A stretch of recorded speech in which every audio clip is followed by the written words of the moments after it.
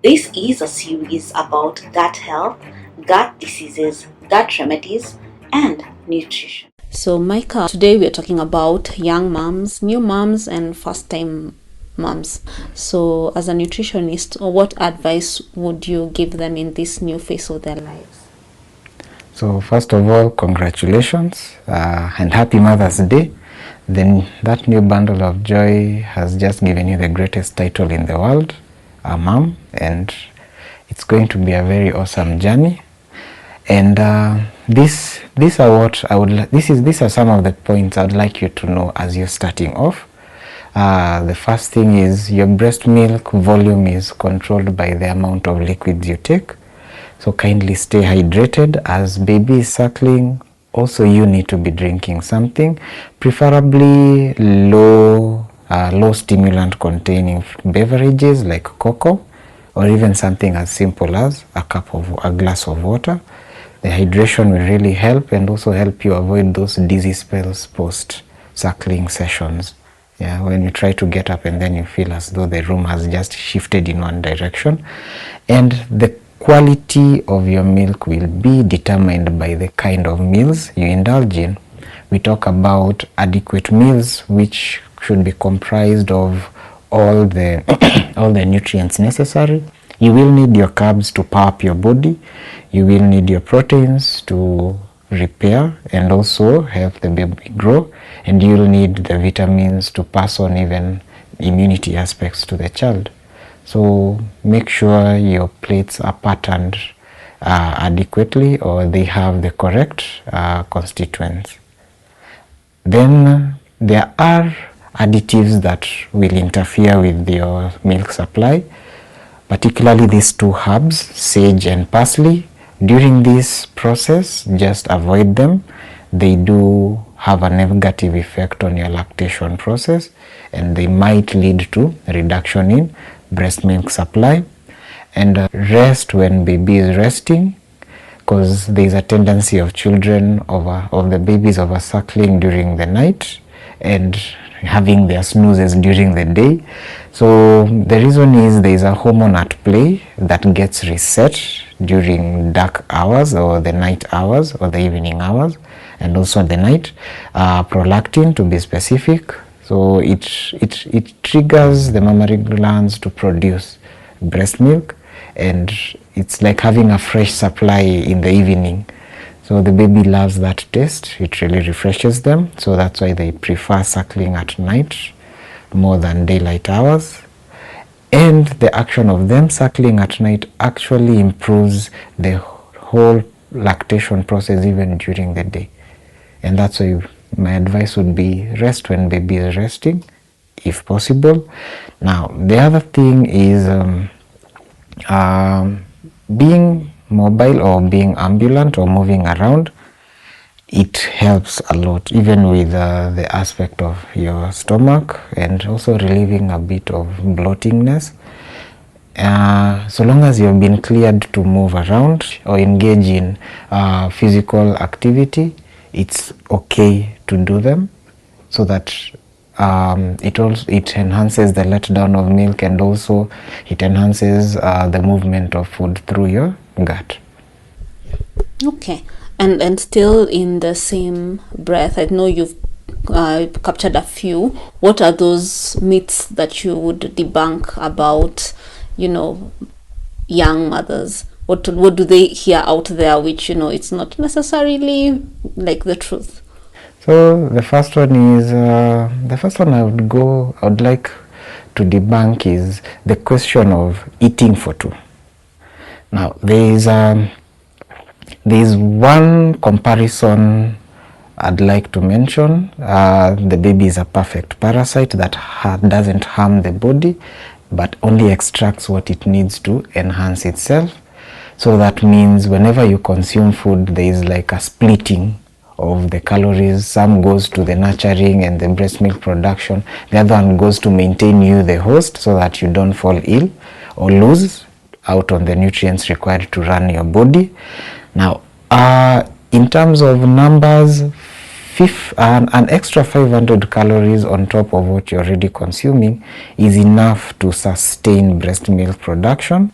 So let's say if you're eating, I'd give you a pattern of breakfast, then you have a small snack in about 3 to 4 hours, then you have your lunch, then after your lunch you have a snack in between your lunch and your supper, then in the evening hours, because remember they love to suckle during the evening hours, you can have a small bowl of something extra, and anytime they are suckling you have a glass of something liquid.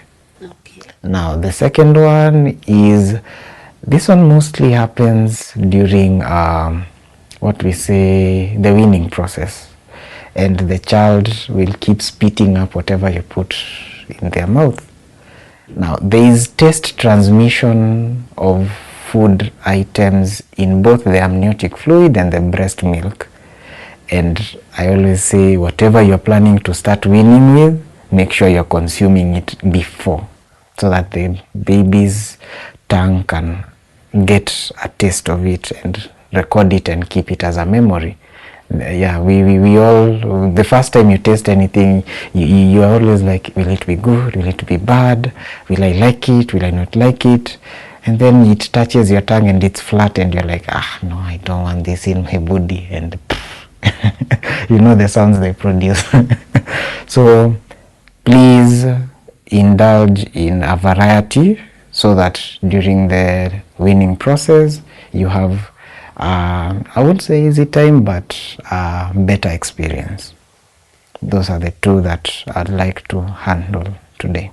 Okay, just a clarification. When you say you for the baby to taste, do you mean like just have, or do you mean the mother to be taking? The mother should be taking.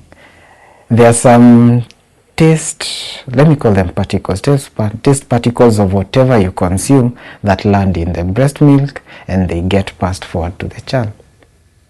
So, for example, if you're using plantains, matoke, then the tendency of the child accepting matoke during the process of weaning is higher. If you don't eat pumpkins, because I know most mothers don't like pumpkins, and then you come to wean using pumpkins, which is our go-to, it has a lot of benefits to the gut, they'll wash you with it. There's a high likelihood they'll wash you with it. So yeah, that's the other thing. Okay. And maybe as now we wrap up, what would you say are the is it the things to avoid or the best practices when it comes to diet for, because we've talked about what they should do, but what are those best practices which are common mistakes for most moms and you've seen? What would you which ones would you mention? So there are some food items that have an effect of enhancing breast milk production. The first one is definitely anything liquid, so water and so forth. Second is things we call the things that have attributes we call galactagogue properties. They just enhance breast milk production. Something like oats has that benefit, so oats porridge is very good. And if you don't have any hyperacidic issues, I would recommend you go for the fermented porridge. It has better effects on the body. It's partially broken down, so the system, your body won't spend too much time trying to break it down, and that's why you'll always find as part of the new mom package from the previous moms is a whole flask of fermented porridge. There's always some porridge somewhere. Yeah, so that's the other one. And for acceptance and enhancement of consumption of food, one, avoid stuffy areas. If you're cooking, please make sure it's aerated so that you don't get full on the aromas, and then you start feeling you don't want to partake of that meal.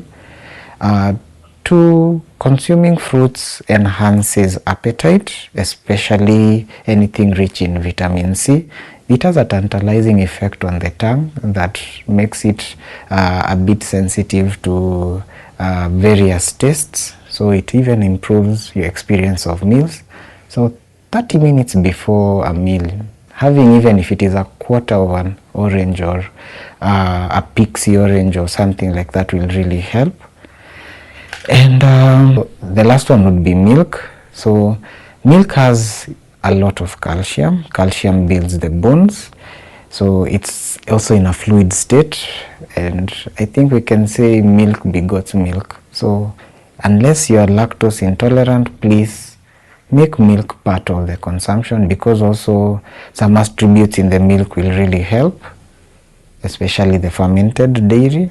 They really help. All right. Asante sana. Thank you. This is a series about gut health, gut diseases, gut remedies, and nutrition.